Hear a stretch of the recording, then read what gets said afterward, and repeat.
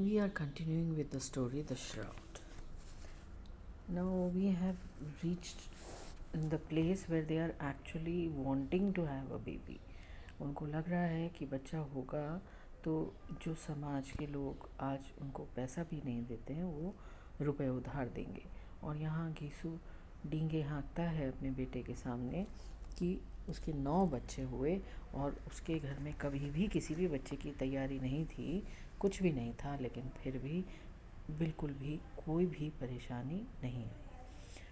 So, in a society where the lot of those who toiled day and night was little better than Gisu's, and where those who knew how to exploit the peasants were much richer, it is no wonder that Gisu had such an outlook.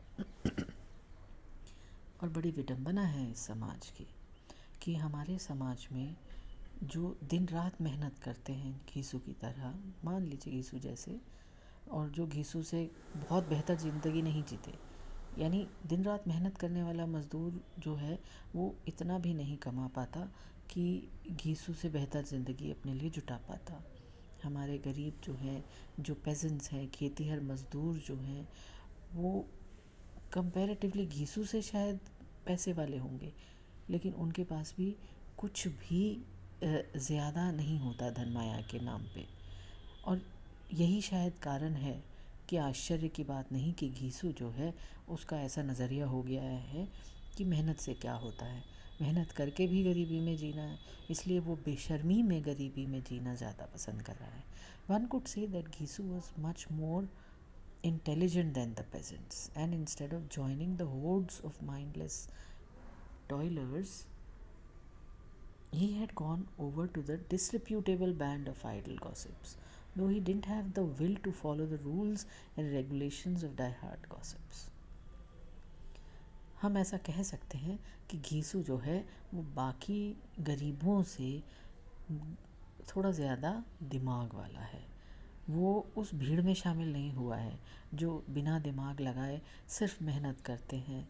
वो वहाँ से उठकर उस डिसरिप्यूटेबल band यानी उस बदनाम band में शामिल हो गया है आइडल गॉसिप्स के, यानी जो सिर्फ बैठकर गप्पे मारते हैं। हालांकि वो डाई हार्ड गॉसिपर्स जो होते हैं उनके रूल्स भी फॉलो नहीं करता। Therefore, while others of this motley gang were chiefs and bigwigs of the village, everyone pointed a disapproving finger at them. क्योंकि जो गॉसिप्स होते हैं या गपोड़ी होते हैं उनको तो लोग बिठाते हैं पास में, यानी गप्पे सुनने के लिए कि फ़लाँ की समाचार देना, यहाँ की वहाँ की समाचार एक दूसरे को ला ला के देना। तो उनसे तो फिर भी लोग बात करते हैं, वो बिग विग्स हो जाते हैं, यानी गांव के थोड़े नामी लोग हो जाते हैं, चीफ हो जाते हैं। लेकिन यहाँ घीसू ने भी फिर भी बदनामी ही कमाई, कोई भी उसको पसंद नहीं करता। Anyhow, Gisu for one was happy that despite his rags, at least he didn't have to put in the back-breaking labor that the peasants had to, and that no one could possibly take undue advantage of his simplicity and innocence. लेकिन घीसू के ऊपर इस बात का कोई प्रभाव नहीं है, वो चिंता नहीं करता, वो खुश है अपने गरीबी में, अपने चिथड़ों में।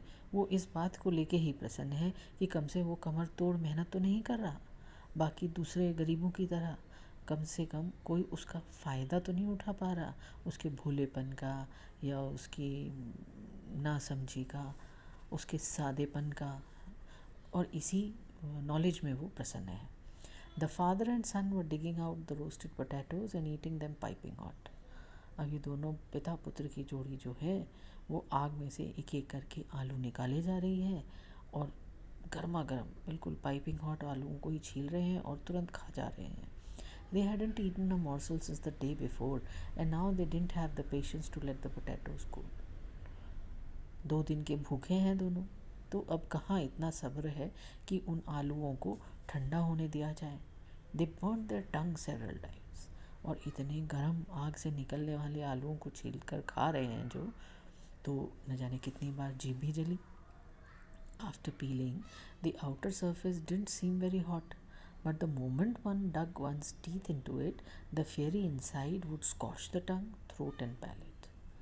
अब ऊपर से छीलते समय तो आलू नहीं लगता है कि इतना गर्म होगा, लेकिन जैसे ही उसको उसमें बाइट लेते हैं, दांत गड़ाते हैं, तो अंदर का आलू जो है वो बिल्कुल आग जैसा है, और वो जीभ जलाता है, गला जलाता है, यहाँ तक कि उनकी तालू भी जला देता है।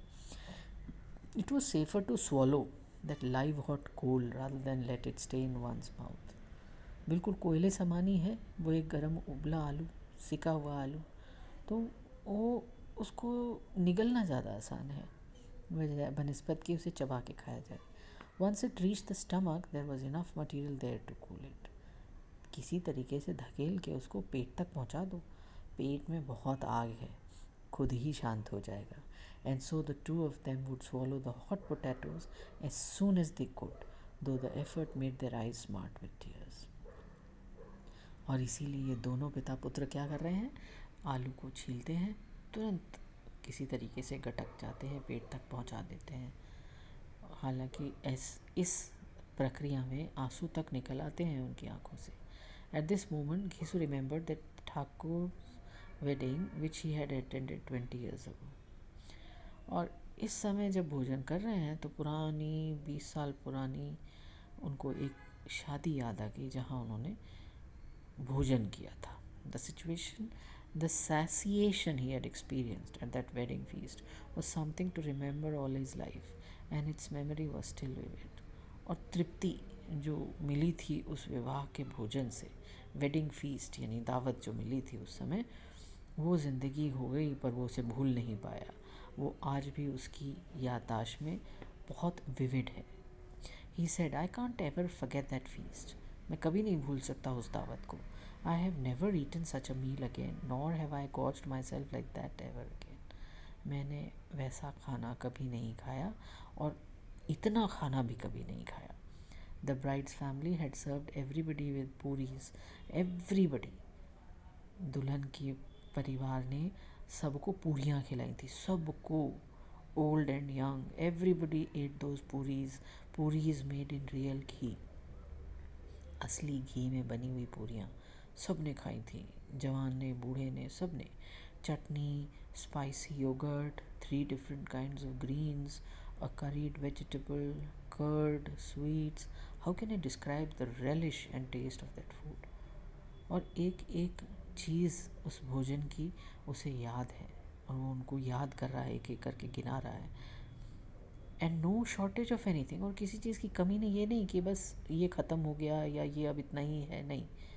You could ask for whatever you wanted and eat as much as you wanted. आप जो भी चीज़ पसंद आ रही है उसे दोबारा भी मांग सकते थे और जितना चाहो उतना खा सकते थे। Everyone ate so much that they couldn't sip even a drop of water. सबने इतना खाया कि वो एक बूंद पानी भी पीने की गुंजाइश नहीं रही। And those who were serving us just went on putting hot round savory pastries on our plates. और जो हमें भोजन परोस रहे थे वो लगातार लगे ही रहे हमारी थालियों में पूरी के ऊपर पूरी रखने में। We would tell them that we didn't want any more. We would even put our hands above our plates to deter them, but they would insist on plying us with more. हम सब कह रहे थे कि नहीं भाई बस अब नहीं चाहिए। हमने हाथ भी रखे प्लेट के ऊपर अपने उन्हें रोकने के लिए, लेकिन फिर भी वो बड़े आग्रह से खिलाए जा रहे थे। And after everyone had rinsed their mouths there was betel and cardamom too. और यहाँ तक कि खा पी कर जब कुल्ला कर लिया तो उसके बाद पान और इलायची भी हमें दी गई। But I was too far gone to worry about the betel leaves. लेकिन उस समय तक मेरी हालत ख़राब थी, मैं तो पान के बारे में सोच भी नहीं सकता था। I could बेयरली stand on my feet. मैं तो अपने 2 पैरों पे खड़ा भी नहीं रह पा रहा था। I ran towards my blanket and lay down on it. ये दौड़ कर अपने कंबल तक पहुँचा किसी तरीके से और उस पर लेट गया। What a large hearted man that Thakur was. बहुत ही बड़े दिल वाला था वो Thakur. Relishing the taste of every one of these delicacies in his imagination, Madhav said, "No one gives us such feasts now." और माधव तो सुन ही रहा है, उसने तो ये दावत चखी ही नहीं, और वो फिर भी अपनी कल्पना में एक एक डेलिकेसी जिसका यह विवरण वो सुन रहा है उसका स्वाद ले रहा है और कह रहा है अब आजकल ऐसी कोई दावतें हमें नहीं देता। Who will give such feast now? कहता अरे भाई अब कौन देगा ऐसी दावत? That was an altogether different time and age. वो समय ही दूसरा था। Now everyone thinks of cutting corners. अब तो जिसको देखो बचत करने की सोचता है। Don't spend on marriages, don't spend on funerals. कहीं भी खर्च ना करो, ना शादी में करो, ना कोई मातम में करो। Someone ought to ask such people where they are going to stash all the wealth they have hoarded by fleecing the poor. कोई पूछे कि गरीबों को चूस चूस कर जो धन माया इकट्ठा किए कहाँ ले जाओगे? They never think of cutting down on their hoarding, though when it comes to spending some of that money, they start talking of economizing. अपनी जमा करने की आदत को नहीं कंट्रोल करते हैं, और जब भी बात करो खर्चे की तो इकोनॉमाइजिंग की बात करते हैं कि बजट होना चाहिए, संभल कर खर्च करना चाहिए। You must have eaten about 20 puris. बेटा बाप से पूछता तुमने करीब 20 पूरी तो खाई होंगी। आई एट मोर देन 20। बाप बड़े गर्व से कहता है मैंने 20 से ज़्यादा खाई होंगी। I would have eaten 50। Madhav कहता है मैं तो 50 खा लेता। I couldn't have eaten any less than 50। मैंने भी 50 से कम नहीं खाई होंगी। I was a strong young lout, you are barely half my size. मैं बड़ा हट्टा कट्टा जवान हुआ करता था, तुम तो मेरे से आधे भी नहीं हो। After finishing the potatoes, they drank some water and right there in front of burnt out fire, wrapped themselves in their dhotis and went off to sleep. They looked like two enormous coiled pythons, and Budhia was still mourning.